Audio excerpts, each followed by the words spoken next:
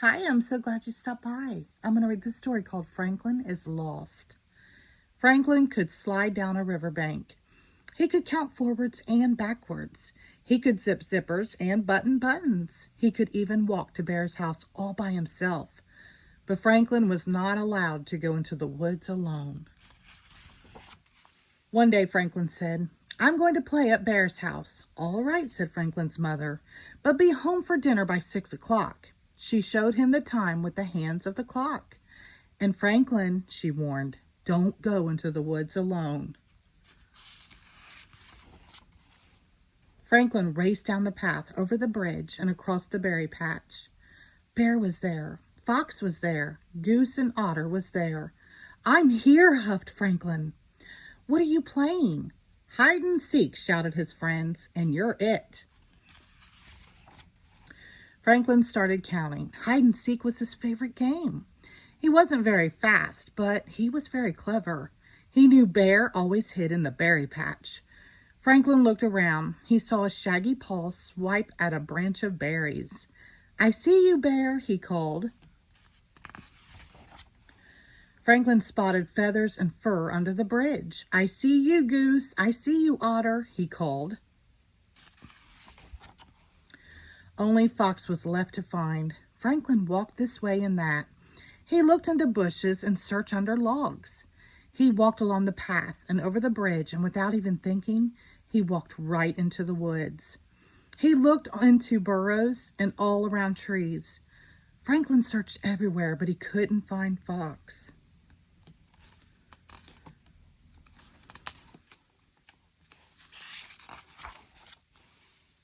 Fox wasn't in the woods at all. He was hiding inside Bear's house. After a while, he shouted, "Can't catch me!" But Franklin couldn't hear him. He was too far away. "Where's Franklin?" asked Fox. Nobody knew.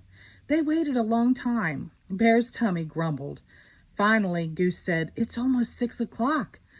Franklin must have hurried home for supper." "Of course," they said, and off they went.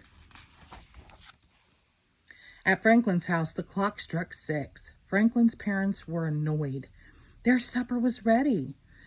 By 6:30, they were worried and went looking for Franklin. Franklin's father searched along the path. "Franklin," he called, "where are you?" Franklin's mother talked to his friends. "Where's Franklin?" she asked Bear. "Where's Franklin?" she asked Otter and Goose. "Where's Franklin?" she asked Fox. Nobody knew. Now they were worried too. It was getting dark. Franklin turned one way and then another.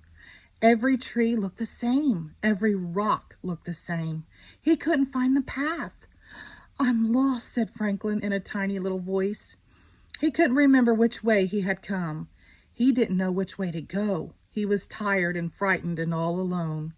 Franklin curled up in his small dark shell and waited. Somebody would come sometime, wouldn't they? Dark shadows flitted across the rocks. "Who's there?" whispered Franklin, but no one answered because it was the clouds blowing across the face of the moon. Who's there?" whispered Franklin, but no one answered because it was an owl far, far away. Ooh, who's there?" whispered Franklin, but no one answered because it was the wind whistling through the trees. Franklin tried to sleep, but every sound made him jump.